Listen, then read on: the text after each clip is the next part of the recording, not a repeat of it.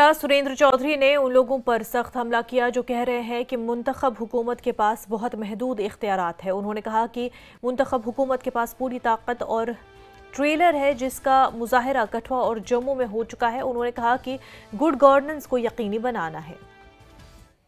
सख्त फैसलों में बिलीव नहीं करते। हमें लोगों ने चुन के भेजा है। हम जो फैसले ले रहे हैं वो लोगों के हित में है, लोगों के हक में है और जो लोग चाहते हैं उसके लिए हम कर रहे हैं। क्योंकि जो कई लोग हैं जिनको ये वहम है कि सरकार कुछ नहीं करेगी, उनको हमने दिखाया कि सरकार बड़ा कुछ करेगी, लेकिन अभी भी हम उस सख्ती पे नहीं जाना चाहेंगे। हम उम्मीद करेंगे मुलाजमों से, ऑफिसरों से कि वो लोग अपनी जिम्मेदारी को समझें, जैसे हम अपनी जिम्मेदारी को समझ रहे हैं वो भी अपनी जिम्मेदारी को समझें और लोगों के जो काम है जो टाइम पे होने चाहिए और लोगों का जो हक है उनको मिलना चाहिए। लगता है डिस्ट्रीब्यूशन ऑफ पावर जो है वो क्लियर होना चाहिए मैजिक तरह? कहाँ डिस्ट्रीब्यूशन का क्लियर नहीं है? सब कुछ क्लियर है। कौन कहता पावर नहीं है हम लोगों के पास? जिसको शक है हमने तभी तो ये किए, 2-3 सस्पेंड किए, पता लगे पावर है या नहीं है।